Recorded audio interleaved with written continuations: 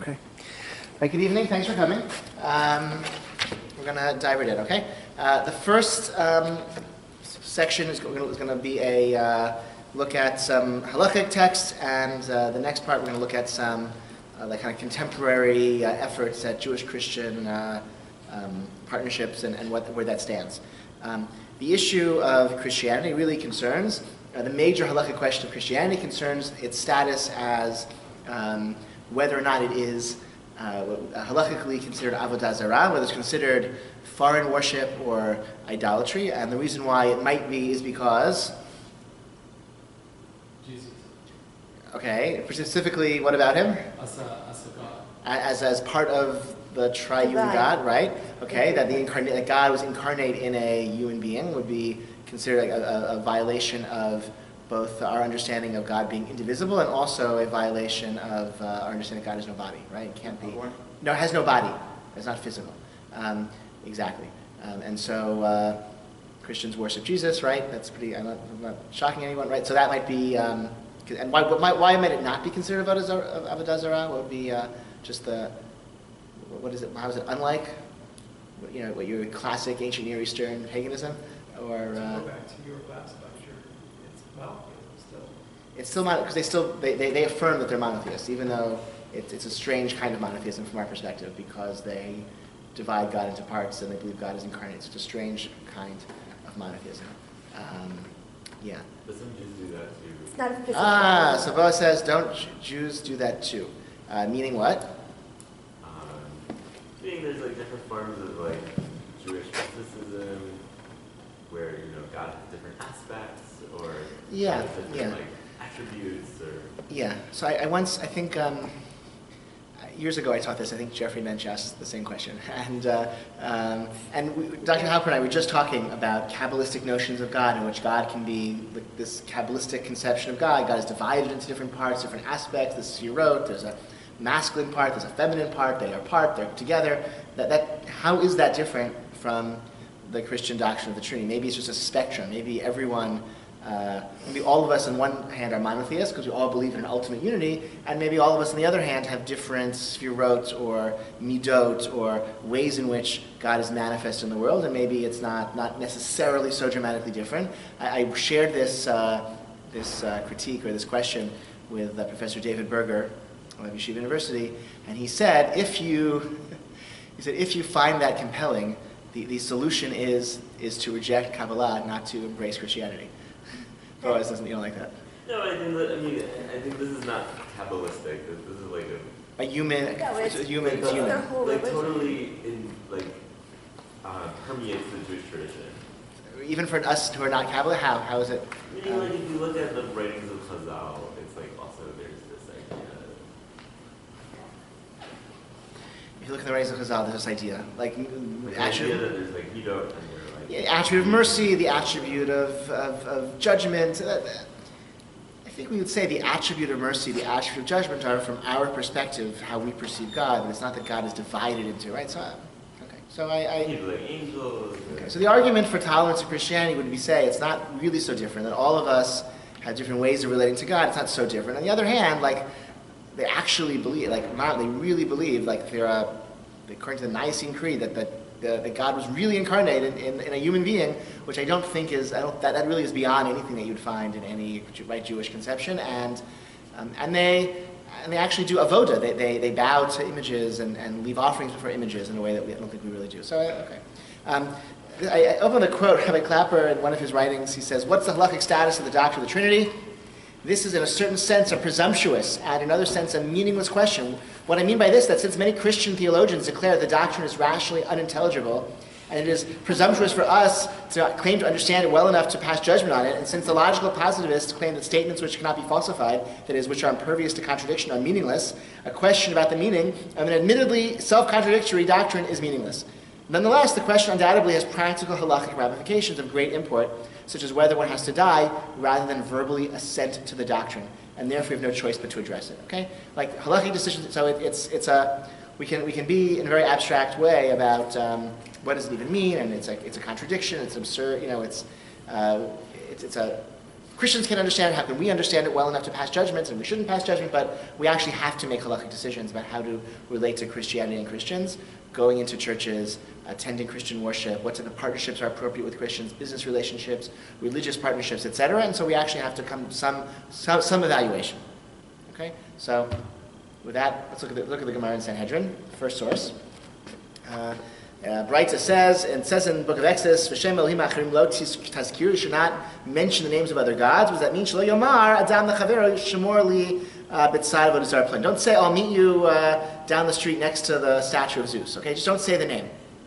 Okay, of a worshipped god. Okay, don't say the name, even in passing, even as a geographic reference. The name should not be said, even in this neutral way, like like a geographic landmark. Okay, and that you shall not cause the name of this other god to be mentioned. Shelo yidor b'shmo. You can't likayem b'shmo, v'lo yigrom lacherim sheyidru b'shmo. V'kamu b'shmo. You can't take an oath in the name of a non-Jewish, this other god, and you can't cause others to take an oath. Okay, because that is you're kind of promoting, enforcing this observance of this idolatrous religion by telling by making your idolatrous business partner take an oath in the name of Zeus or whatever. Okay, understand that? That seems to be a biblical prohibition. How does that apply to something like if you work in a court and you need someone to take an oath before they testify in court? Ooh, like you're the bailiff. Yes. Maybe not a good job for a Jewish person, for a good Jewish boy. If you're the bailiff, you have to say, put your hand on this book and raise your hand. And okay, maybe that's a questionable. It's a great question. That could be a problem because maybe you're not allowed to take him to court because you're going to make it. Maybe you shouldn't do business with. I mean, that's the context. Actually, maybe you shouldn't do business with him because if you do business with him, with her, someone who worships other gods, then you may have a court case. You may sue him or her. There may be some litigation that emerges, and they're going to have to take an oath in the name of their god. It's better not to do business with them altogether. That's really the context, right? If if we're about a bailiff, what about a business partner? Do you have to pledge on the Christian Bible? No. But the bailiff pledge on the Constitution. It's okay you don't have to take an oath. Most jurisdictions you can just affirm. You pledge on the Constitution. Yeah. But the bailiff is imposing it on the, meaning if the witnesses are Christian, the bailiff is giving him the Bible to write. It's up to the bailiff. I've testified and never had a Bible found. I've testified, I think you don't have, usually don't bring a Bible. What if you're the Chief Justice of the court and you're swearing in the governor or the president? You can do the Constitution. That's not your choice. That's the president's choice. What if you're the Chief Justice? You don't have a choice. And the president says, I want to use George Washington's Bible. You're going to say, no, I'm sorry, I can't. It's against my religion, Mr. President. I have to use the Constitution instead and affirm. Can't take an oath. Oh, that would be fun. Everyone always wonders, the dilemmas of the first Jewish president. We'll probably have a Jewish Supreme Court justice before then. And, as of 2 years ago, there was no Protestant Supreme Court justices, right? As of 2 years ago, there were only one. No Protestant? There were no Protestant justices on the Supreme Court as recently as, it was all Jews and Catholics until, right? Except Catholic, for... really? Jews and Catholics, yeah, right? Until, right? No one else cares about law. What, until what? So no one else cares about law. Thomas is a Catholic. Thomas is... Okay. Okay, this is getting out. Thomas is Catholic. We can look this up. Yeah. Anyway, so that'll be a fun, I should write a book, fun shilas for future, okay. So that'd be an interesting question. You're allowed to, okay. So anyway, this supports, the Gemara continues. This supports this position, the father of Shmuel, who said, you can't go into business with a Gentile. You can't have a business partner with a Gentile. Why?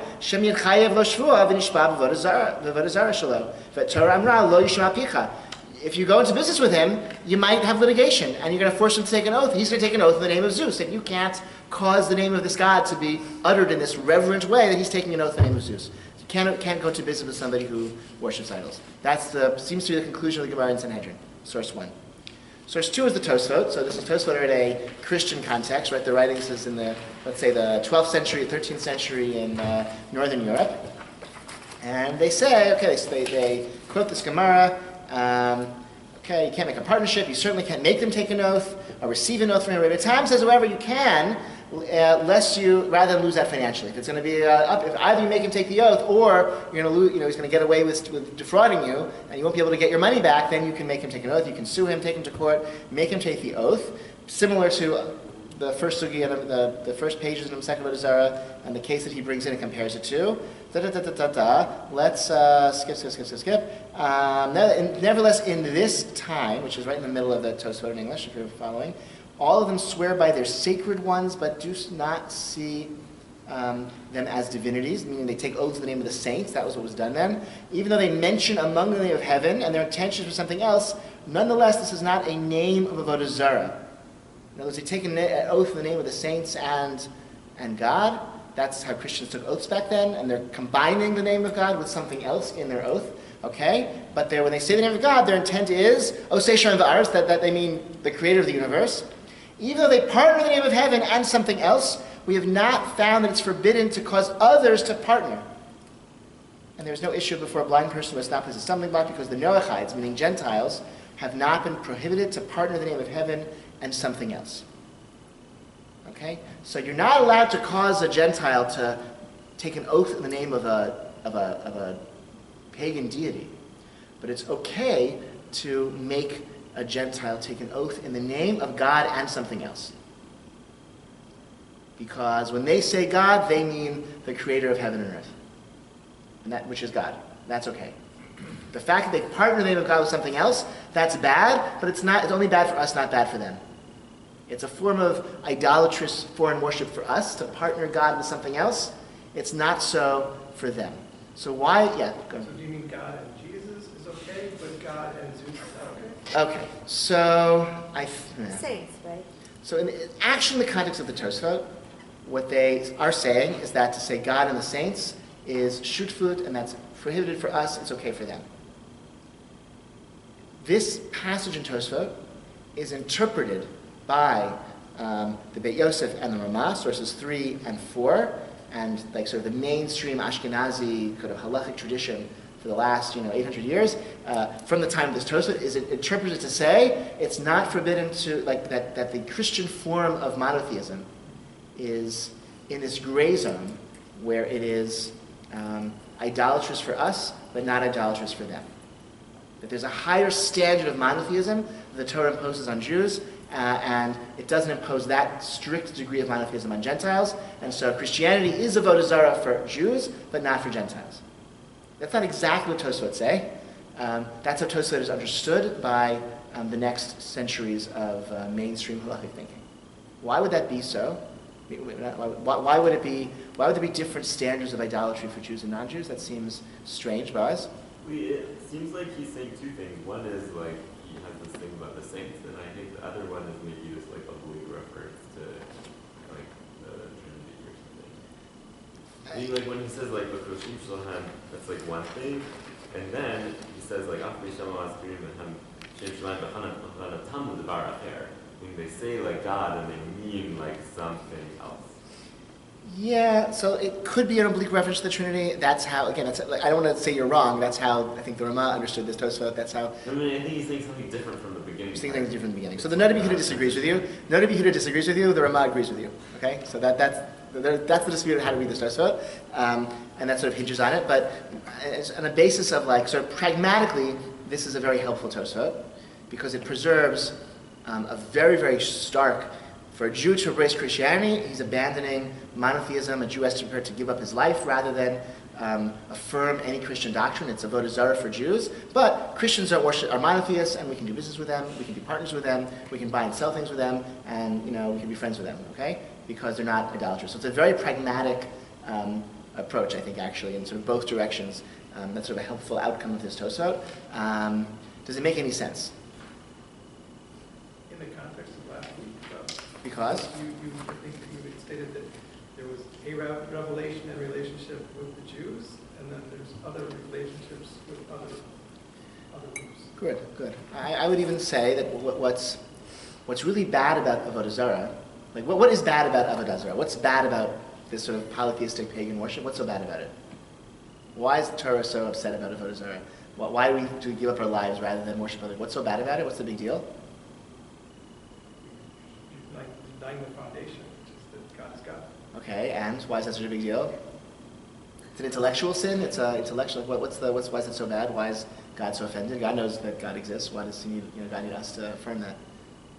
So one possibility is that implicit in this sort of pagan worldview is a kind of moral anarchy.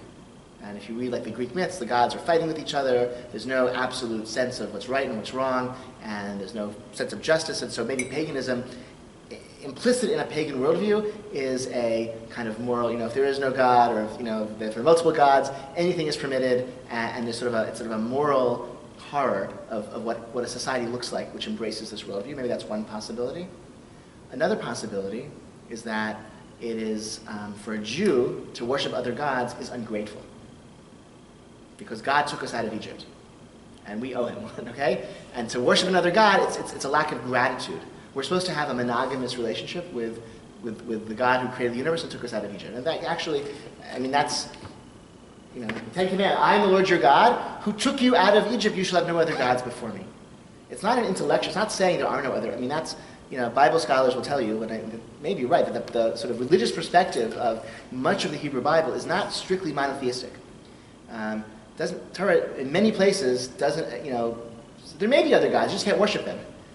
Okay? I am the Lord your God who took you out of Egypt, you shall have no other gods before me. It's not saying something about theology or about first principles, what's true and what's not true. It's saying, I took you out of Egypt, you can't worship anyone else. And so for a Jew to worship another God, that's betraying, and that's the metaphor of, the great metaphor for idolatry in the Tanakh is like it's considered like an adulterous relationship, right?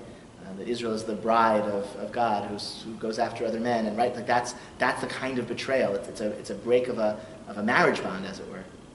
And so therefore, God took us out of Egypt. We can't worship anyone else.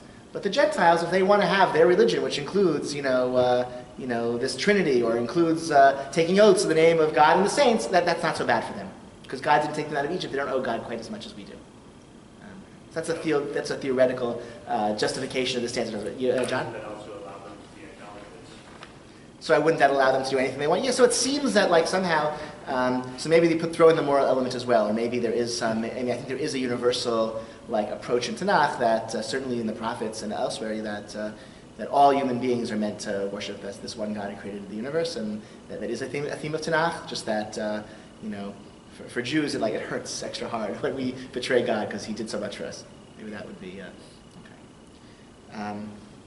So the Beit Yosef, source 3, source 4, you see in the Ramah, very, very clearly writes in the middle, on page 3, in the middle, Mavosh Isulas adds, and some are lenient regarding forming partnership with the Gentiles in these times, since contemporary Gentiles do not swear the name of Avodah Zarah, and even though they mention Avodah Zarah, their intention is for the Creator of heaven and earth.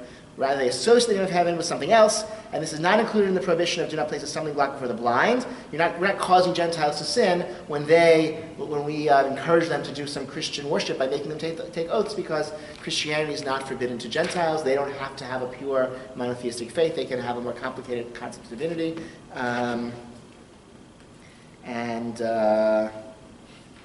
And here, in source 5, you can see Yechezkel Landau, the Noda B'Yehuda, who disagrees with the Ramah's reading of the Tosfot and says, no, Tosfot are not talking about like the Trinity. The Tosfot are talking about oaths taken in the name of God and the saints. Okay, so that's all we've summarized so far. The Meiri, at the bottom of page 3 in Hebrew and on page 4. So the Meiri, fascinating figure. Meiri was a Provençal scholar. His writings were not printed until the 20th century, other than when quoted by other later scholars, which is just an amazing thing. If you want to you want an academic career, they're still to this day, they're important medieval Jewish writings that have never been printed. Things were rough for the Jews in the Middle Ages. A lot of Jewish books were burned at various times, and actually today is tomorrow, right, is the 14th of February. I believe I think that's when the Talmud was burned in Paris in 1242. Cartloads of Jewish books were burned and condemned at various times in European history. We only have one complete manuscript of the Babylonian Talmud in existence. because so many copies were. We have again partial manuscripts in various libraries all over the world, but we only have one complete manuscript of the Talmud survived the Middle Ages. So there are great writings as well, great Torah commentaries that were lost forever.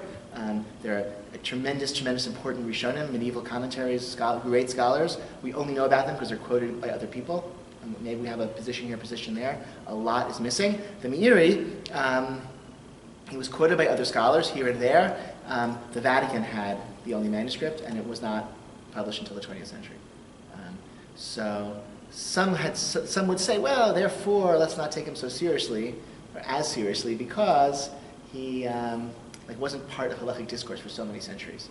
And so maybe it was meant to be, he wasn't part of the debate for so many centuries, so why are we going to really build a worldview around the Meiri? Others would say, no, maybe it was meant to be that in the 20th century his writings would be published. And so the Meiri says that none of this applies to, regarding restrictions in the Talmud about various interactions with idolaters. None of this applies to nations who have restricted themselves by the ways of religion and believing in the existence, unity, and power of God may be blessed, even if they go astray with respect to some matters according to our beliefs.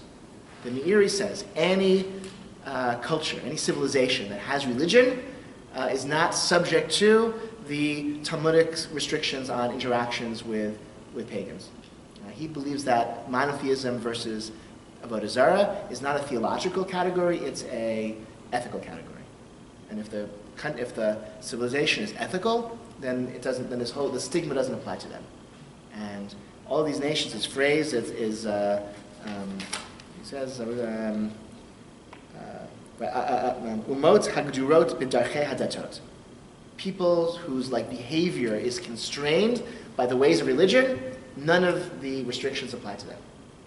So for Meiri, a Jew we could have mincha in a church. Okay, you could go into the crucifix business if you wanted to. Okay, you could become a church fundraiser. Okay, as a development director, right? Because it's not. This is a religion that promotes ethics, and therefore it's good. Yes. How do you know that the Meiri uses that? Because he says first they are ethical and they believe in the unity of God. Good. Okay, so that's a critique. So maybe he seems to be saying that the really. Yeah. What about how much theological similarity has to be there? He's referring to people he lived amongst. That's obvious from context. I gave you 3 lines. They're much longer passages than the Meiri. It's obvious he's talking about the people amongst whom he lived. So I think. Okay, yeah. So that, from context, that's clear. I think so. Some would say there's one scholar says, well, he couldn't really be talking about Christians. He was talking about the Albigensians who lived in Provence around the time of the Meiri, and they were a little bit more monotheist. They had some heretical. There's a heretical Christian sect in Provence in the 13th century and 14th century, whatever they lived in, and before they were wiped out. There are Christians who believe in the unity of God. Right, so maybe the Meiri lived amongst medieval Provençal Unitarians, basically, and that's why he wrote that. But if he really knew real Christians, he wouldn't have said that. I don't think that's true. I think that seems far-fetched to me. The question would be how, twofold. One would be how similarly theologically do these religions have to be? Second would be, what about secular, what if there are like a secular civilization that is also ethical? Would he continue? How would he say that? And how theologically similar does that have to be? How ethical does it have to be? There are,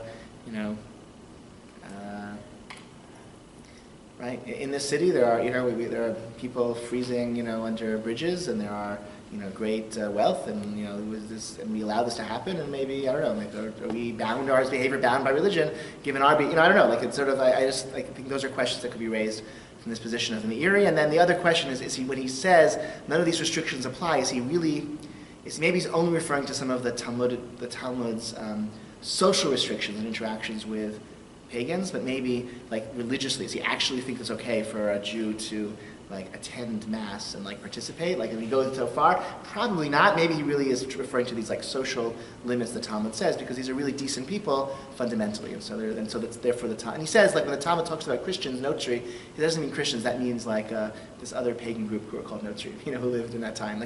He grapples with those Talmudic passages. Questions about the Meiri? Anything? Okay. So despite the fact that, he's really an outlier in his espousing a kind of formulation for tolerance, in a very early stage in history. In the 20th century, there were important people who embraced the Meiri. Among them, the Sridei Eish, Rabbi Yaakov Weinberg, a very important Lithuanian German Halakhic scholar, who was very active in the 1920s, 1930s in Germany, and survived the war in a POW camp, and then lived in Switzerland after the war, died in the early 60s. We have a letter that he wrote in which he says, clearly the Meiri is correct, and we should follow the Meiri. And he's angry at the fact that in the yeshivas, the teachers say, the Meiri, he's not so important. He has a private letter where he's angry at the dismissive attitude towards the Meiri. Rav Kook, look at source 7. The real correct position is like the opinion of the Meiri, that all the nations which are constrained by proper interpersonal laws are to be considered in the category of ger toshav, regarding all issues of human rights and responsibility. So he's saying in the land of Israel, in a Jewish state, any community, any people, any religion that is basically ethical, that has a system of morals and ethics that's inspired by religion, they deserve this kind of ger toshav, the resident aliens. We should protect them and support them and embrace them, even if the religion is different than our own. And he's, I think, explicitly referring, Christianity, Islam are the religions that he was referring to. And Rav Kook says the Meiri is correct. And he's a pretty towering figure. Okay? So far, so good? All right. So for practical questions, let's just if you actually have practical questions, we should talk privately. But in terms of entering a church, or singing in the Hallelujah choir in your chorus in your choir, or attending a funeral in a church, or what else? I don't know, giving the oath of office to the president, right? If you follow the Meiri, almost anything would be permitted along those lines. It'd be hard to, many of those things could be permitted according to the Meiri. If you were to follow the more mainstream approach, we could have very warm relations with Christians, but we have to treat the religion for ourselves from our own perspective as a violation of our kind of monogamous relationship with God, such that we can't give money to support Christian worship or participate in Christian worship in any way. Although maybe, that doesn't mean there aren't gray areas, but that would be sort of just very, very basic categories. Yes? How about attending a Christian wedding? So again, each case is different. If it's a Catholic wedding, it's a mass, and so maybe if you're there, it's more it's less like you're, Catholic wedding in a church, it's a wedding, it's a mass, and so it's a sacrament, it's a mass. The people there, it's a congregation who are there for religious service, as opposed to people who are spectators at a ceremony. So that might be a little more strict, as opposed to a Protestant wedding, where maybe less so. So that would be my on one foot answer, but requires further. Okay. So in the last number of years, the various Christian churches since the Second World War, the various Christian churches have been, starting with the Catholic Church in Nostra Aetate in 1960-something, began to reform their attitudes towards Judaism, and then subsequently various Jewish projects were also kind of returning the favor, or also trying to kind of come up with statements of kind of revising our own understanding of Christianity. I spent a lot of time kind of looking into these. Anyone heard of Dabru Emet? What about the to do the will of our Father in heaven toward a partnership between Jews and Christians? Anyone heard of that one? No? What about between Jerusalem and Rome, reflection in 50 years of Nostra Aetate? Anyone heard of that? No. Okay. So I didn't think so, but so this is maybe a tempest in a teapot. There are these three big statements that I found. One from the year 2000, one from the year 2015, one from 2017, representing Jewish statements about Christianity, and you can see sort of how they kind of parse these questions. So Dabru Emet was released. It was actually a full-page ad in the New York Times in September 10th, in the year 2000, and I have excerpts on this page. You can Google it and find the whole thing if you want. About 200 Jewish academics and rabbis and others signed this statement, including a few Orthodox Jews, mostly not. And these are some things it says. Jews and Christians worship the same God. Okay. Before the rise of Christianity, Jews were the only worshipers of the God of Israel, but Christians also worship the God of Abraham, Isaac, and Jacob, creator of heaven and earth.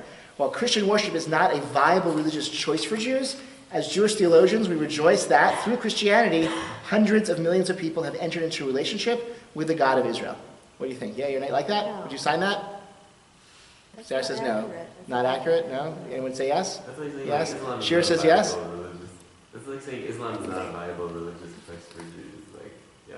but That's pretty not. different. It's not true. Okay, oh, meaning, all right, you could say that about anything. It's okay. No, meaning like, that makes it sound like Christianity is like Islam, where it's like not. Mm-hmm. Gotcha. Shira, you like it? Okay. Want to say more? I think that's accurate. I think the things that are problematic about, early Christians they're not Christians. They're a sect of Judaism that believes that the Messiah has come. When you get into murky water is when the Messiah dies and you continue to believe. That was a long time ago. Yeah, no, but right. But then the deification Yeah. of that person. That's where we get into murky water. So you could say, but at the end of the day, as confusing as the Trinity might be, even if we think it's a Bodhisattva, like, at the end of the day, when they are talking about the God part of the Trinity, they're talking about the same God we're talking about. They just think they were chosen and we were left behind. Okay. Anyone want to say something about this? Okay. Two other fraught parts of this. Jews and Christians seek authority from the same book, the Bible, what Jews call Tanakh and Christians call the Old Testament. Okay, that's true. Okay, I think Christians can respect the claim of the Jewish people upon the land of Israel. That's important. I think it was important to this statement. I think that's a context of this. All of these statements, actually. The most important event for Jews since the Holocaust has been the reestablishment of a Jewish state in the Promised Land. As members of a biblically based religion, Christians appreciate that Israel was promised and given to Jews as the physical center of the covenant between them and God. Many Christians support the state of Israel for reasons far more profound than mere politics. As Jews, we applaud this support. We also recognize that Jewish tradition mandates justice for all non-Jews who reside in a Jewish state. Like that? Is that why Yeah. Christians support Israel? What'd you say? Is that why Christians support Israel? That's one, no. You know, Many of them don't. many of them don't, and some that do for other reasons. Okay, fair enough. Good. Okay, next. What? As someone who grew up Christian, Yeah. I would say that Protestant Christians support Israel because of the second coming of Jesus. I would say that most Catholics don't hold that. I would say it's about Jesus, though. It's Okay, there's a distinction between the Protestant view of the second coming and the Catholic view of the second coming. I was raised Catholic. So is Oh, no, okay. I think there are a surprising number of there's an unusual number of people here who have were raised in Catholic homes actually for shir at the shul. Actually, I guess given the topic, it's not so surprising, but it's okay. It's sort of okay. That's great. It's a great shul. Okay, it's awesome. Okay, I don't think I've taught this before with so many people who grew up in Catholic homes. I'm really thank you everyone. Okay, then they write. Here's another excerpt. Nazism was not a Christian phenomenon. Without the long history of Christian anti-Judaism and Christian violence against Jews, Nazi ideology could not have taken hold nor could have been carried out. Too many Christians participated in or were sympathetic to Nazi atrocities against Jews. Other Christians did not protest sufficiently against these atrocities, that's all true. But Nazism itself was not an inevitable outcome of Christianity, I agree. If the Nazi extermination of the Jews had been fully successful, it would have turned its murderous rage more directly to Christians. You think that's... You don't think so? No? Anyone think that's true? What? No? Okay, great. All right, so this is a controversial statement. You can read what's this... What did it say? It was written by a bunch... You can Google it, you'll find the whole statement, all the parts they have, all the other parts. You can see the people who signed. 200 people signed it. It was written by important people. John Levinson, the Bible scholar at Harvard, wrote a very scathing review in Commentary magazine. David Berger wrote a response, Professor David Berger, who I quoted before, which is source 9.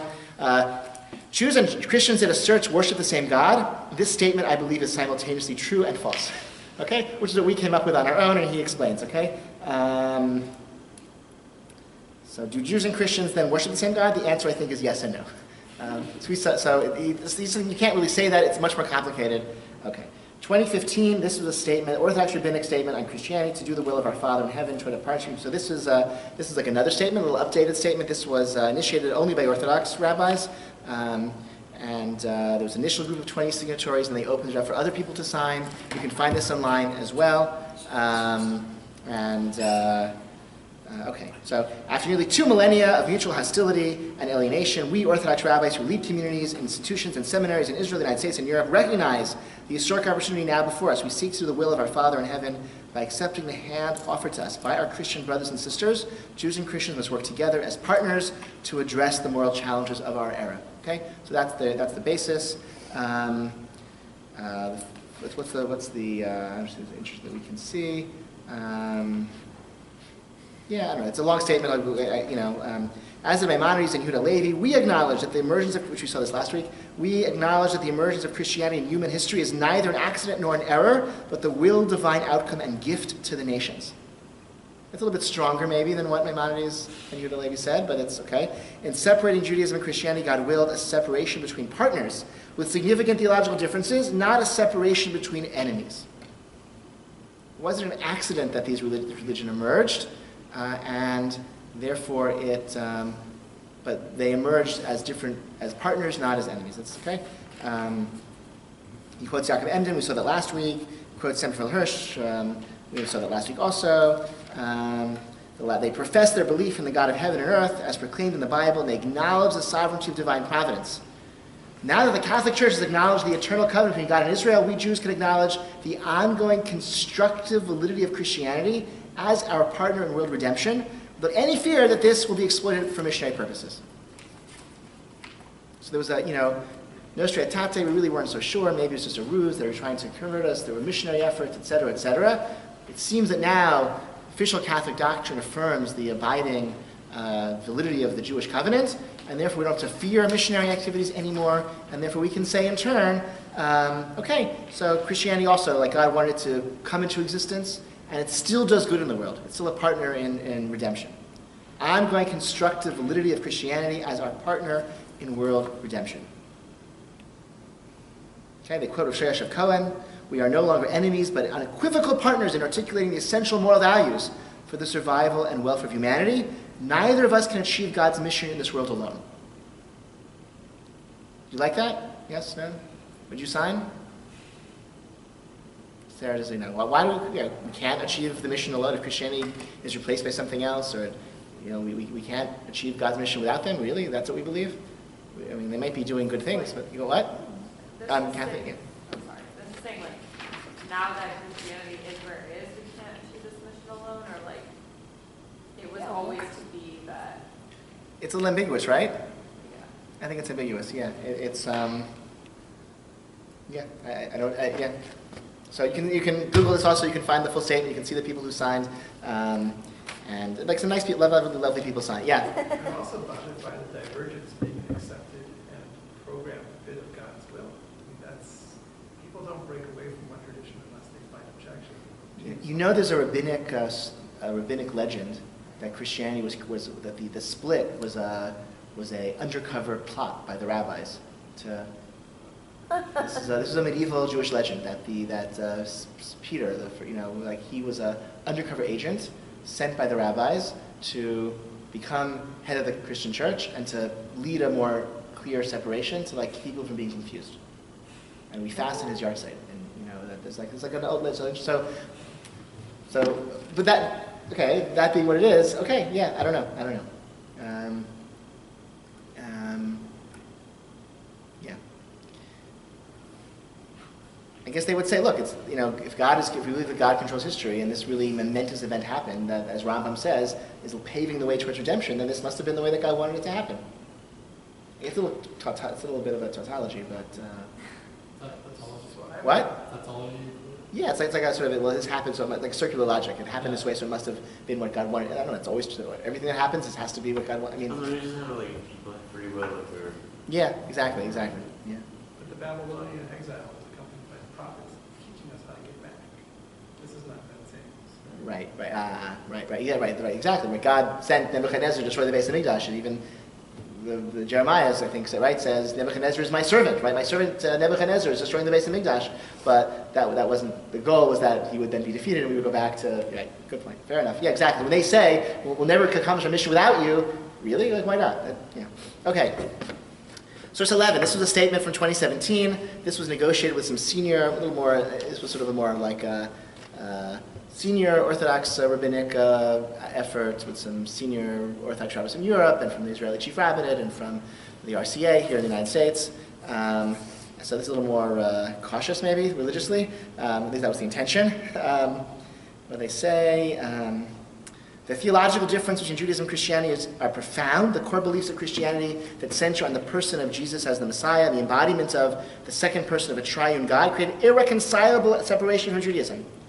The history of Jewish martyrdom in Christian Europe serves as a tragic testimony to the devotion and tenacity with which Jews resisted beliefs incompatible with their ancient eternal faith, which require absolute fidelity to both the written and oral Torah. Despite those profound differences, some of Judaism's highest authorities have asserted that Christians maintain a special status because they worship the creator of heaven and earth, who liberated the people of Israel from Egyptian bondage and who exercises providence over all creation. That's the Tosafot, etc. Okay?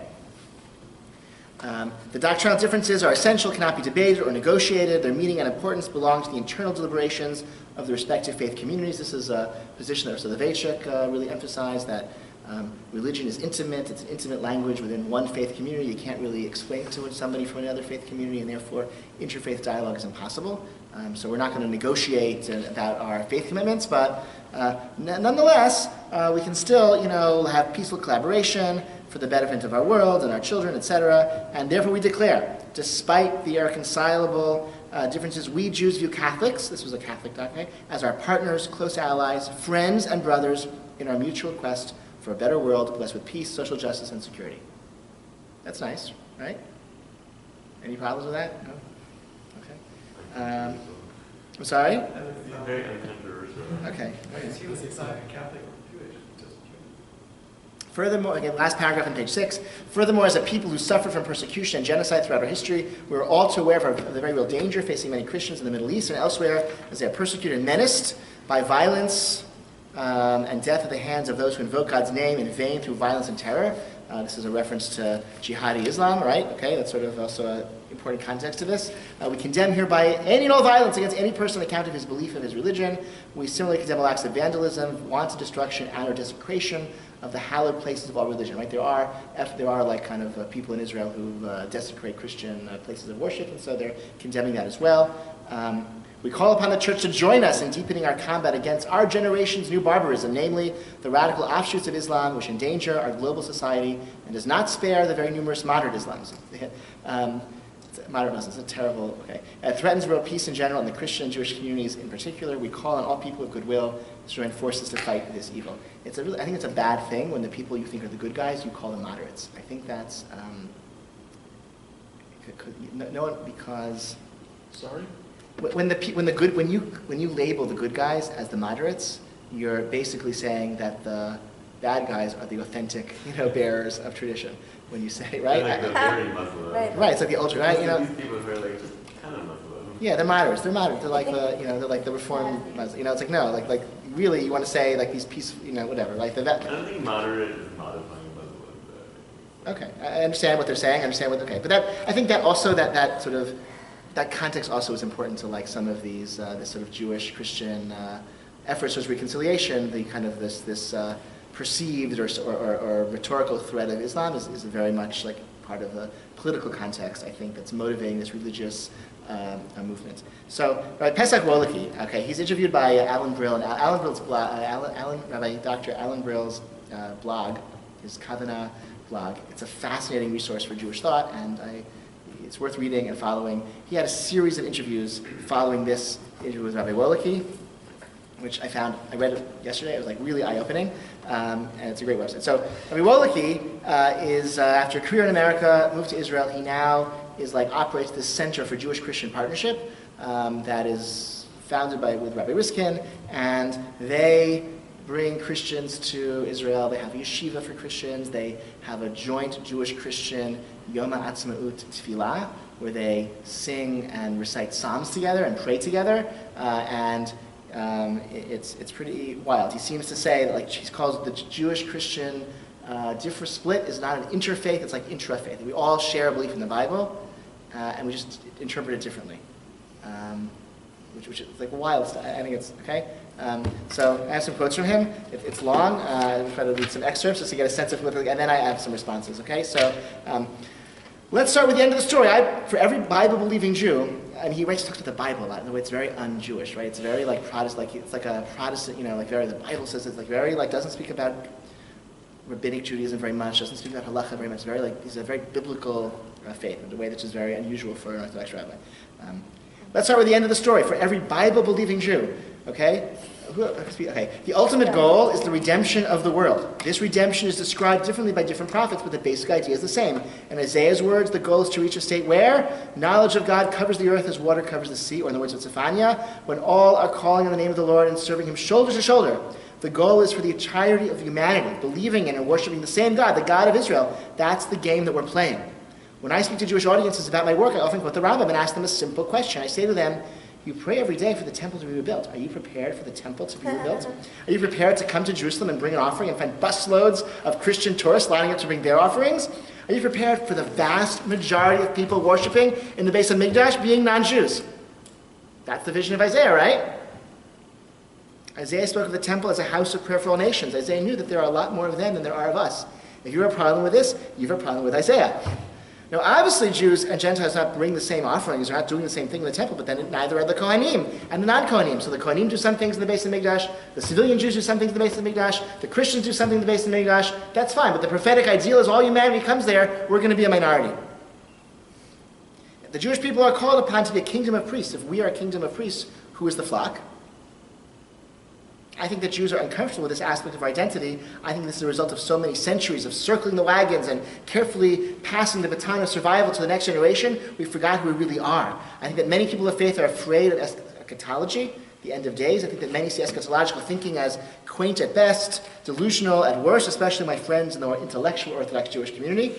When those people of faith, okay, so this is who this guy is, okay? Fun stuff. When those people of faith who do not embrace the state of Israel as the fulfillment of God's biblical promises make their case, what arguments do they make? They say it can't be the redemption because of X or Y in the rabbinic literature or in Jewish thought. They point out that it makes no sense. For example, how could the redemption come through non-believing Sabbath violators? They don't make their case based on Scripture. They reject the eschatological view because it does not sit well theologically. In contrast, listen to religious Zionists. The case is primarily a biblical and prophetic one. They'll directly quote Deuteronomy, Isaiah, Zechariah, regardless of logical flaws that would seem to mitigate against it. Okay? So, that's all part of his worldview. Let's skip to the third paragraph on page 8. I categorically reject the notion that Islam believes in the same God as we do. I think the explanation is quite straightforward. What do you know about God? How do we define him? We are not a faith-based system based on some Aristotelian derivation of the concept of a higher power. We have never actually seen God face to face. Our religion is based, first and foremost, on the authority of Scripture. We know him through Scripture. If I say something about God, what he said or what he wants from me, that contradicts Scripture, then I am wrong. Outside of the Scripture, we have no description of God. It follows that a religious system that rejects our text cannot claim to believe the same God as we do. Christianity endorses our Tanakh and says, yes, this comes from God. Islam doesn't. Therefore, Christians worship this. They have the same God as us because they have the same Scripture. Muslims don't have the same Scripture as us. They don't have the same God. Sure, they should say it, but it's meaningless. Muslims and Jews believe in the same God. Really? By my book has God doing one thing and saying A, B, and C, and their book has Allah doing one thing and saying X, Y, Z. How is that the same God? Again, we can only define God and derive who God is by what he told us about himself. If you have a different list, it's not the same God. The fact that Muslims assume that Allah is the God of the Bible, a theological position taken by Muhammad, does not obligate me to accept their assumption. Let's say, for example, that someone decided that Zeus is actually the only God, and guess what? He's the same God as the Jews worship. I would never accept that. Reactions, Rabbi Wolkenfeld? This is inconsistent with the interpretation of Christianity. Because? I mean, they have, like, this whole other book, too, right? Like, Yeah, right. They also have God doing... Muslims maybe dispute the integrity of the Bible or something like that, but essentially Christians do too, because they believe in the Bible as filtered through the New Testament, which is... well, I think textually they believe the Bible. Right. The same text, but they have like a very different idea of where it fits into. I mean, they think Shema Yisrael Hashem Elokeinu Hashem Echad is, right? That's the Trinity. Right? Yeah. Hashem Elokeinu, right? The textual issue, they like think totally different things about God than what we do. Well, we're believing the same text filtered through a different system, right? Like, right. For us, I mean, I would say, right, I guess I would, as a As an Orthodox Jew, I would say the Bible is actually not our foundational text. Unlike that's really what it comes down to. The Bible we don't have the Bible. We have Torah Shebechtav together with Torah Shebal Peh, the oral Torah with the written Torah. And so our Torah is only a special book to us because we have the oral Torah that tells us how to understand it, how to make sense of it, how to apply it to our lives. We don't worship or revere an oral Torah that isn't connected to written Torah that isn't connected to the oral Torah. And so I don't think it's true that we have a scripture in common to the extent that Rabbi Wolkenfeld says, yeah, we can pray together and we're partners in this intra-faith, relationship, etc. That would be maybe my reaction. Yes, Shira. I would say two things. One is that I think the key difference is not whether or not they have the same text. It's about what are the core beliefs that you need to have when you come to the text. And for many Christians, when they're reading Tanakh, they're reading it through the lens of Jesus. For them, it's an entire narrative about the coming of Jesus. And for us, we come to it with a different set of preconceived notions, and that's what Torah Shebal Peh is. Telling us how we're meant to understand the text. Right. So which means that we don't really have the same scripture, or that we do in a way that's much less meaningful than he suggests. I mean, we have the same scripture, but it's telling us different stories. It's not really. I would say a second thing also, Yeah. and to me it's deeply ironic to be talking about Christian support for the state of Israel, because if you go back to that same notion that we're dealing with the same texts, the texts that are invoked to support the state of Israel are very similar to the texts that are invoked to support Jesus as Messiah. That they're working with the same set of scriptures and the establishment of the state of Israel is a deeply messianic concept and is working with the same group of texts. So it's sort of, to me, it feels incongruous to be talking about. Good. So I thank you. Isn't it that the Christian New Testament is a supersessionist view of? Yes and no. I mean, I think classically, yes. I think there are contemporary. That's being viewed from. There are some contemporary Christians, especially Catholics, who have moved away from the supersessionist, or exclusively supersessionist understanding of their religion, and say no, that the covenant of Israel endures, and that we are, and so that's not the exclusive. That's Nostra Aetate. That's some of these the gifts of God are not revoked. Whatever the Pope Benedict wrote, and that's this ongoing dialogue. That's the Jewish Catholic dialogue, which made a lot of progress around those issues. Rabbi Wolkenfeld is mostly bringing evangelical Christians to Israel, hundreds of them, and that they're the ones who are having their Yom HaAtzmaut Tefillah with him. Koren Publishing just published the Israel Tanakh. It's a version of Tanakh with lots of pictures of Israel and lots of verses highlighted. I think their intention is to sell that mostly to Christians. It's in the same catalog we get that we can buy a sitter. I think their intention is Christians would want to buy a special Tanakh, Hebrew English Tanakh, but with passages about Israel highlighted in blue with pictures and stuff. Okay, so Alan Brill, after this very interesting interview with Rabbi Wolkenfeld that I've excerpted here, he also asked a few others to respond, and that's also on his website. I want to read one of those responses with you, a part of one of those responses with you. This is Tomer Persika, who's a really, really interesting, if you want to follow some interesting, if you want to pick somebody to follow on Facebook or and read his writings, he's a really interesting observer of contemporary Judaism and contemporary Israel. He's actually living in, I think, California now for a period of time. So he responded to this. Let's say two prominent Christian Zionist leaders, the ones that President Trump chose to speak at the inauguration of the new U.S. Embassy in Jerusalem, Pastors John Hagee and Robert James Jeffries Jr. Hagee is the founder and chairman of Christian United for Israel organization, and Jeffries is a passionate supporter of Israel and Israel's right-wing government. Both have also written quite a lot about what they foresee in Israel's future. In his 2015 book, whose subheadline did not age well, Countdown to the Apocalypse, Why ISIS and Ebola Are Only the Beginning, Jeffries writes that there is a millennium coming. Jesus is going to sit on the throne of David in Jerusalem. Based on the Bible, Jeffries predicts that quote, a future invasion of Israel by certain nations to the north and east of Israel insists that it won't be long now. Hagee strikes a similar tune. According to his 2006 book, Jerusalem Countdown, the final battle for Jerusalem is about to begin. Every day in the media, you are watching the gathering storm of the state of Israel. Hagee is much more detailed than Jeffries. He predicts a nuclear showdown with Iran aided by Russia, that will sweep the world toward Armageddon.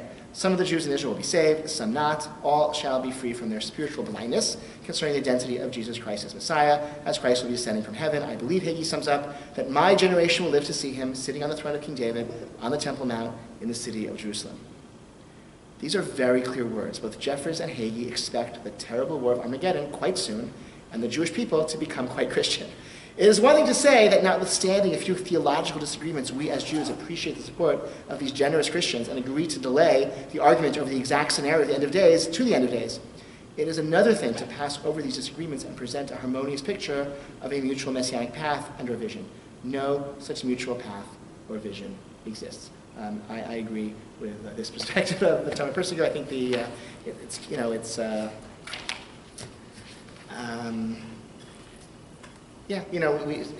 a dangerous world. We need all the help we can get, but I'm not sure we need all the help that's offered to us, and some of it has too many potential strings attached, or comes from people who don't really have our best interests at heart, and these partnerships should be entered into cautiously, even as I certainly believe in the potential of, again, like people of different faiths, including Jews and Christians, overcoming differences and not overcoming theological differences, not overcoming religious differences, not necessarily praying together, but partnering as fellow citizens of our communities, as fellow citizens of the world, to bring peace and justice to the world, as and guided by the moral visions of our respective faiths. Thank you so much. Next week we'll do Islam. Okay.